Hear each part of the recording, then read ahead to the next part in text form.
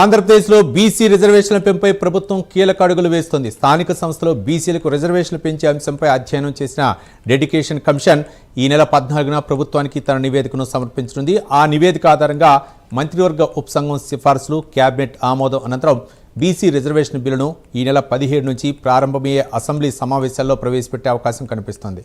ఇక బీసీ రిజర్వేషన్ల పెంపుపై ప్రభుత్వం కీలక నిర్ణయం తీసుకునే దిశగా కసరత్తు వేగవంతమైనట్లు తెలుస్తోంది.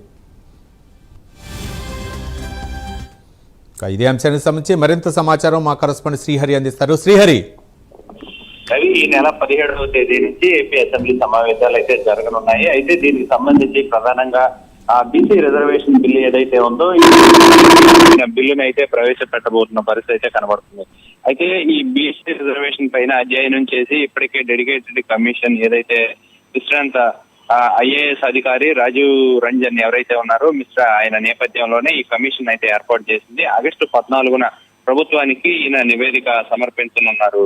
దాంతో పాటు ఈ నివేదిక ఆయన అందిన వెంటనే తదుపరి ప్రక్రియ కూడా ప్రభుత్వం ప్రక్రియపై ఒక దృష్టి అయితే పెట్టనుంది. ఈ నివేదిక సిఫారసుల కోసం మంత్రివర్గం ఉపసంఘం కూడా ఏర్పాటు చేసే అవకాశం అయితే కనబడుతుంది. ఈ నేపథ్యంలోనే కేబినెట్ ఆమోదం తర్వాత బీసీ రిజర్వేషన్ బిల్లు ఏదైతే బిల్లుగా అసెంబ్లీలో ప్రవేశపెట్టే యోచన అంటే ఈ నెల 17 నుంచి అసెంబ్లీ సమావేశాలు జరగనున్నాయి. కాబట్టి ఈ సమావేశాల్లో ఈ బిల్లును కనుక ప్రవేశపెడితే ఖచ్చితంగా దీనిపైన చర్చ అనంతరం ఆ బిల్లునికి ఆమోదం దిశగా ప్రభుత్వం ఒక కసరత్తు అయితే జరుగుతుంది. దాంతో పాటు బీసీలకు రిజర్వేషన్ల పెంపు పైన ప్రభుత్వం ఈ కీలక నిర్ణయం అయితే తీసుకున్నట్లుగా మనకి కనబడుతుంది. దీంతో పాటు ఈ అసెంబ్లీ సమావేశాల్లో కనుక చూసుకున్నట్లయితే 6 కీలక బిల్లులను కూడా ప్రవేశపెట్టబోతున్నారు. ఈ నేపథ్యంలో అంటే దిశ చట్టం తీసుకొచ్చారో అప్పట్లో అది దానికి చట్టబద్ధత లేదు అనే దానికి ఎలాంటి ఇంప్లిమెంటేషన్ కూడా ముందుకు తీసుకువెళ్ళలేని పరిస్థితి ఉంది. కాబట్టి దానిపైన కూడా పెట్టే అవకాశం అయితే కనబడుతుంది. దాంతో పాటు ఏదైతే